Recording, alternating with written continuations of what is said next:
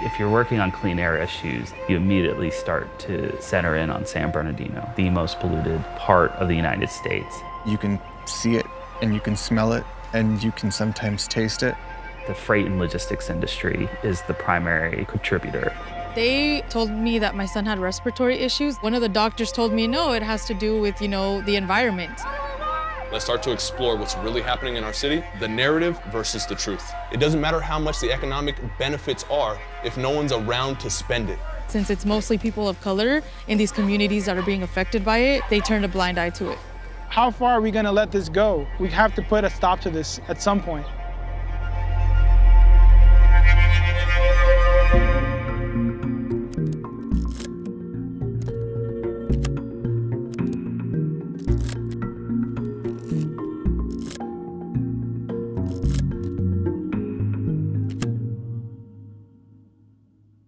Earth Focus is made possible in part by a grant from Anne Ray Foundation, a Margaret A. Cargill philanthropy, and the Orange County Community Foundation. HASA is a proud sponsor of Earth Focus.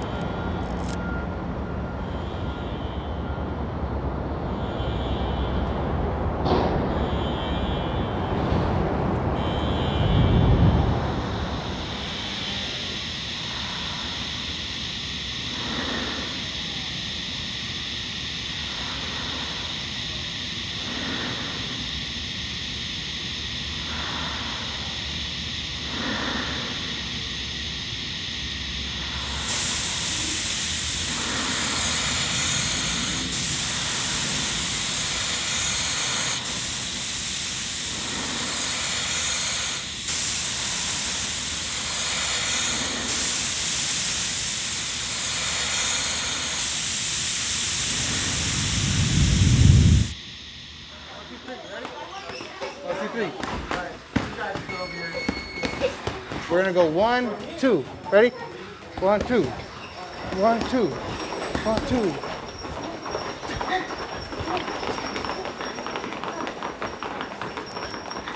At the gym, when I encounter kids who I suspect have some type of breathing related illness, I don't necessarily ask them outright, because I know that for me, when I was a kid, it was deeply personal. As soon as I tell them that I have it, they immediately say, well, okay, you understand inhalers and nebulizers and Augmentin and albuterol. Let's see, 1, 2. There you go. That was nice. 1, 2. It's not all about achieving for these kids. It's really just about being able to participate and have fun. I was diagnosed with asthma before I was a year old. I remember just wandering hospital hallways, hooked up to the nebulizer and my inhaler. I really loved riding my bike, but if it was farther than, say, about 15 minutes riding distance, then it wasn't a good idea for me to go. As a kid, you begin to be known as the kid with asthma, or the kid who can't breathe, or the kid you don't want on your basketball team. 1, 2, 3, like this. Living in the Inland Empire, not a lot of people are educated on what is actually the condition of the environment. It's been actually visible in terms of how bad the air quality actually is. You can see it, and you can smell it, and you can sometimes taste it.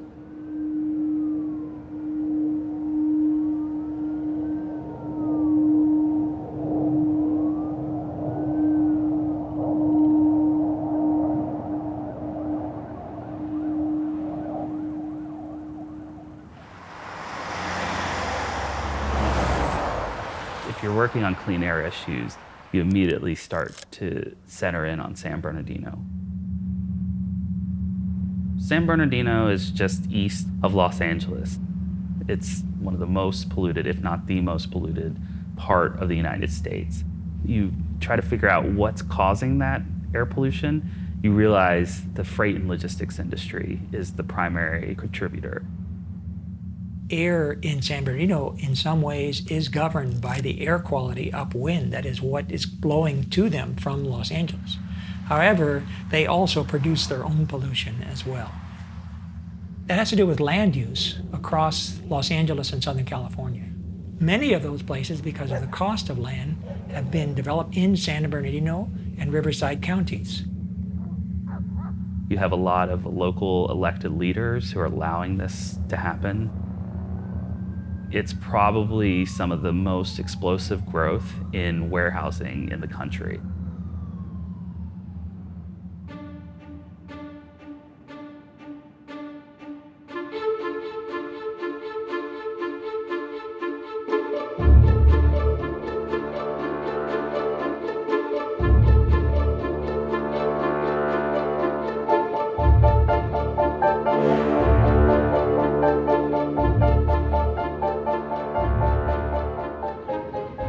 We get almost 40% of the cargo traffic that comes to us from Asia, China, Japan, Korea, and then comes to Los Angeles and Long Beach. And then they are put on the backs of trucks or rail and shipped out across the region.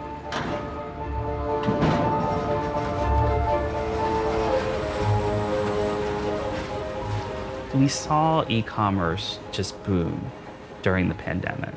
We saw freight volumes come through the port at higher levels than we've ever seen. We've seen diesel trucks and other trucks on people's roads, and so the harms continue to roll. Those hit hardest by the pandemic are the folks who are hit hardest by this pollution. They're literally building this stuff in people's backyards.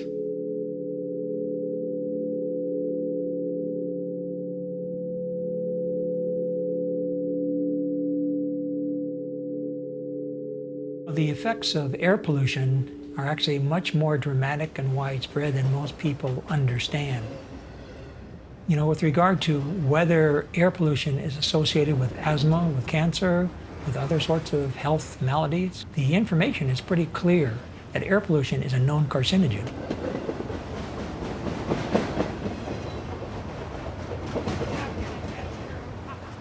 My son Leonardo, before he turned 1, he ended up getting sick and it was a cold. Then one night, he just couldn't breathe. So then we took him to the urgent care in Loma Linda. And then they ended up giving him like steroids through like a oral syringe to kind of help his lungs expand and to help him breathe. He's had that done since then, like about 3 or 4 times. And he's 3 now. When they told me that my son had respiratory issues, I started crying because I got scared. I thought I had done something wrong. And then my husband told me, no, you know, we've been taking care of him, right? You know, it's nothing we did. So I asked them, you know, what do you think caused it? One of the doctors told me, no, it has to do with, you know, the environment. So just them kind of confirming that for me was a shock. This is something that I can't shield him from because I can't put him in a bubble. Trains could usually run for about, 5 minutes sometimes if they're fast, but this one has been going on for about 2 minutes, 3 minutes now, and I don't see it stopping anytime soon. It might sit there and idle like the one behind it, and then there might be another one coming after it, because I think I do hear another one coming after it. Yep. We have a surprising number of schools and parks alongside busy roadways and rail lines. And our recent research in the last few decades has shown us children who live closer to busy roadways, they actually had poorer lung function and smaller lungs. By virtue of breathing the air, it can affect their lifelong health and the duration of their lives. There were times where we did want to relocate out of San Bernardino to somewhere else because we wanted a better life for our child. But at the end of the day, I decided this is where I had my child, this is where I met my husband, this is where I grew up. What do we want? Clean air! What do we want? Clean air! What do we want? Clean air! What do we want? I was never aware that San Bernardino had such bad air quality until probably like when I had my son 3 years ago.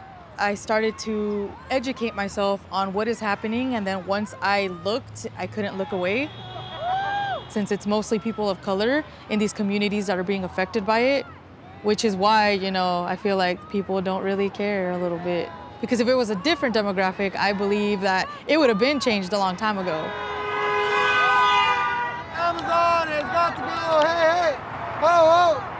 Amazon has... We're showing solidarity to all the warehouse workers and all the logistics workers across the region. Amazon has got to go. Hey, 80% of the people here have family members or know somebody who works in the warehouse or logistics industry, be it driving a truck, working in a warehouse, or working near the railroad. Our lungs are not for sale. Our lungs are not for sale. There's a lot of people here that have family members with asthma.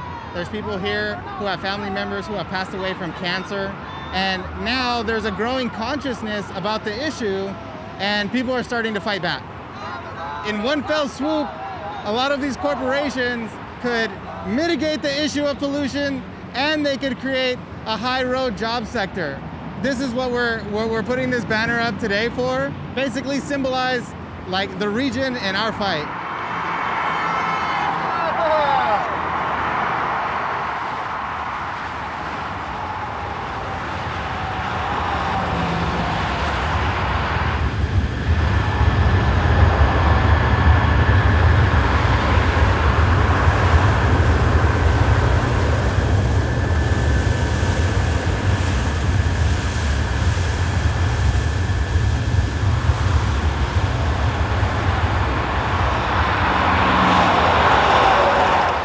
Diesel provides a lot of power to move big heavy trucks and big heavy vehicles. In burning that diesel fuel, it creates very high concentrations of very small particles, so small that they can evade many of the defense mechanisms we have in our bodies. Once it crosses the air-blood barrier in the lungs and gets into the circulatory system, it potentially has effects on any organ to where blood goes, which is every organ in the body. One thing about people in the Inland Empire is that the material conditions here will make an organizer or activist out of just about anybody.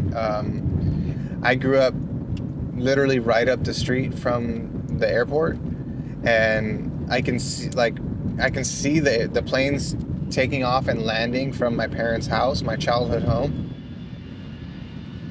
And then we also have our newly formed Eastgate Air Cargo Logistics Hub, which is based out of the San Bernardino International Airport. It is just goods coming and going. And the main mover of these goods is Amazon.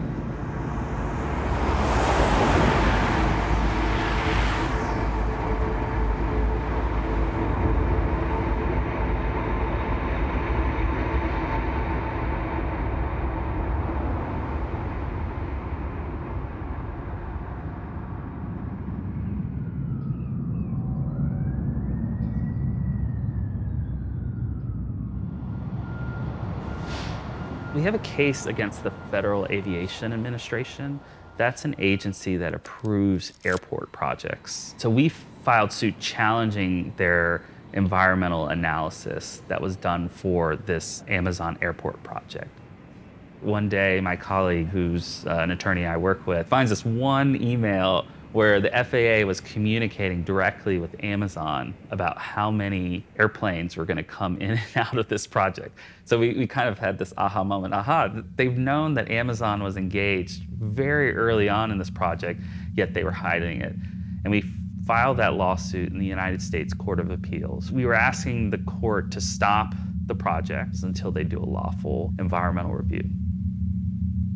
There's an immense power imbalance because you have a company like Amazon with infinite wealth.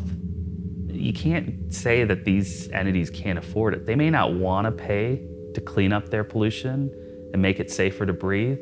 But that doesn't mean they can't do it and they shouldn't do it. This effort is truly kind of what people call David versus Goliath.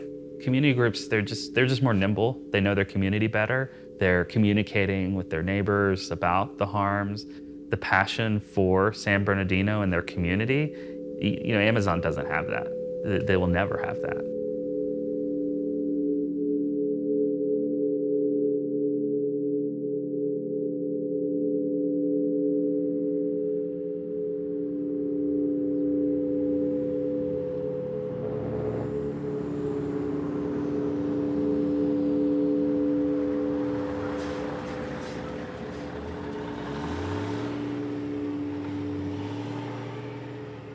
This issue in this region, in the Inland Empire, is so intersectional because it has to do with your physical health. It has to do with structural inequity. It has to do with poverty and racism. It definitely begs for attention because the problem itself is not going away. For today's meeting, there's about 5 topics that we're going to cover. Are mostly reminders about things regarding the garden. Sandra is saying that she's willing to. This garden represents really the promotion of health, but not just physically, but again mentally. I'm Jorge Osvaldo Heredia. I am a gardener here at the Garden of Health. It's important for us to find these spaces where we can meet each other and connect with each other. Just hearing other people's stories and hearing their struggles with asthma, hearing their struggles with cancer, with obesity as well, with high blood pressure, because that's all connected. When you don't have access to healthy foods, all of that plays into the quality of health that we all have as community members and as a community as a whole. This garden is, for me, a form of resistance. It's a way that we can really, again, just stand up for ourselves, stand up for our health, and try to do what we can to improve our quality of life. Yeah, the wind's picking up a lot of the dust. I have my own interest things that I like to do too. One of them, not playing in the dirt too much. But I do like to come out and help him water from time to time. I do enjoy the produce that he brings home. I was diagnosed with cancer in 2016. We didn't know where I was going to be, if I was going to improve, because I was stage 3. Okay. Maybe that he connects with gardening because he's able to provide that. He's something that he can do because I don't think he knew exactly what to do. It's not like there's a Whole Foods here, so you're not getting great produce.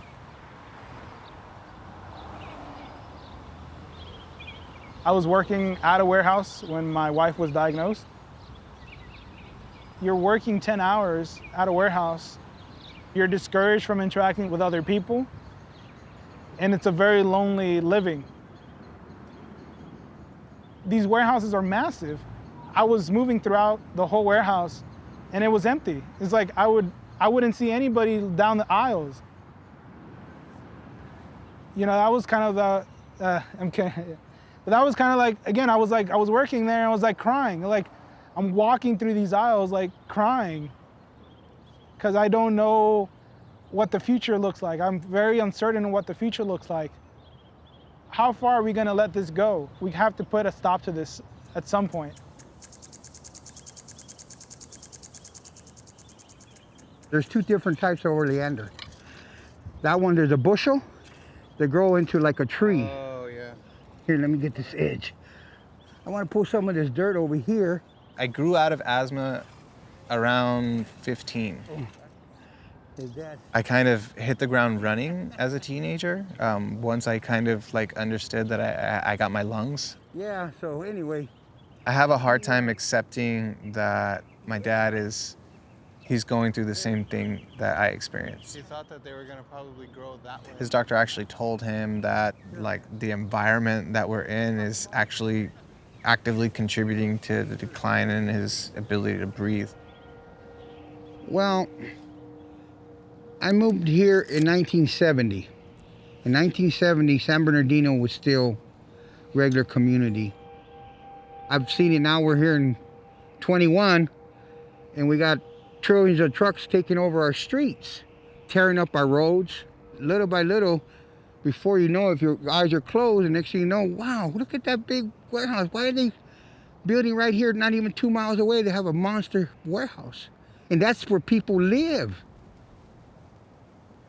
They ain't gonna go any higher. That's good. Still on our mind, we could move, you know, and it might help me. It just, you know, we just have to make a choice, you know. If it gets worse, we might, you know, we might sell out and move somewhere else and try it out. It's a big move because we've been here for so long and all of our family is here and there's so much roots here.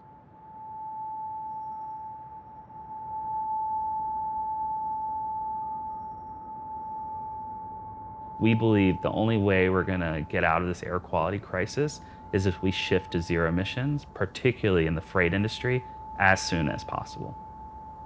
The South Coast Air Quality Management District is the agency that's responsible for making sure we breathe clean air in the region. And so for years, we have been pushing that agency to adopt what's called an indirect source rule, or a rule to require warehouses to implement clean technologies to clean up their operations. I'm also reminded that I represent Wilmington, the Wilmington community. You have a lot of these warehouses in a Wilmington community, a disadvantaged, impacted community. That all those trucks, not just the plastics that come in there, heavy duty. So what's going on? Councilmember, are you ready to testify? I am ready. As an elected official, I hear you. This is a pipeline. You make it happen here. With this bold move, I make the rest happen in my city. Today I'm accompanied by tons of environmental justice advocates, organizers, especially who have been putting in the groundwork in support of an indirect sources rule. So basically that is any kind of logistic development, warehousing that is over 100,000 square feet would be responsible for their carbon footprint and just their diesel emissions, everything to and from the warehouses, as opposed to prior where there has been none.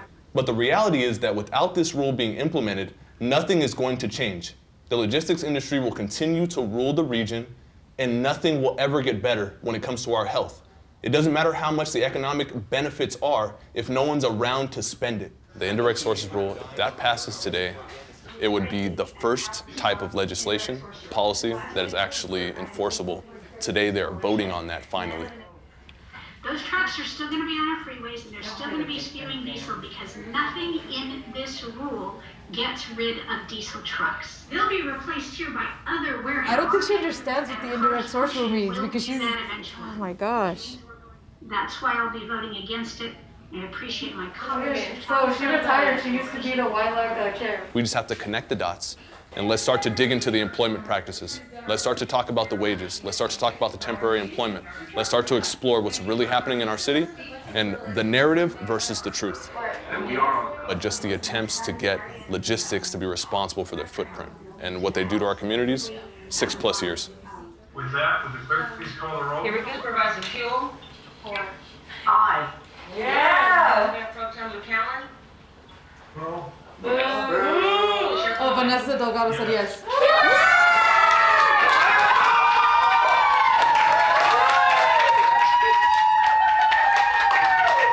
So the board actually just passed the indirect source rule. That just means that, you know, all the work that we've done so far was heard and was appreciated. And now, you know, we can go on to the next step, which is trying to make sure that it's regulated in a way that's safe for everybody.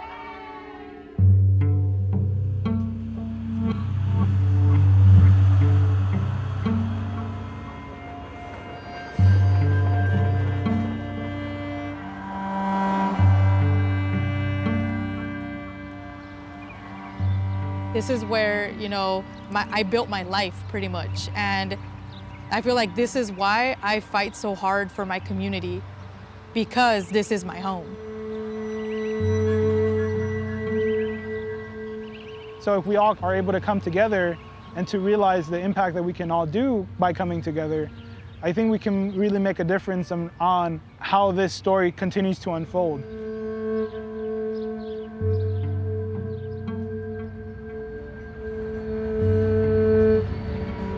Regulators are slowly stepping up and saying the community is important. The economy, industry, manufacturing, that is important to us, but so is the health and vitality of our community. Health, for too many years, was not even at the table in these discussions, and now it is.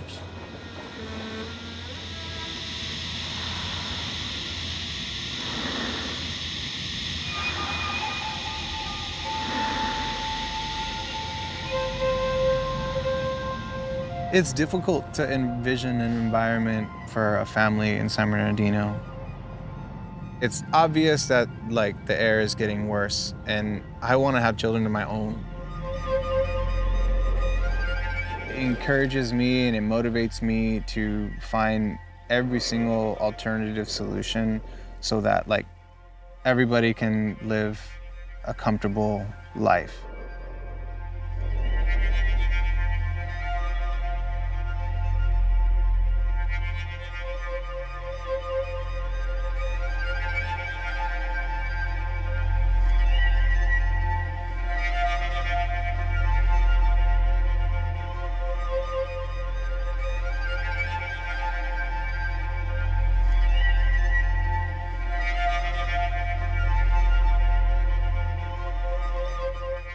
Earth Focus is made possible in part by a grant from Anne Ray Foundation, a Margaret A. Cargill philanthropy, and the Orange County Community Foundation. HASA is a proud sponsor of Earth Focus.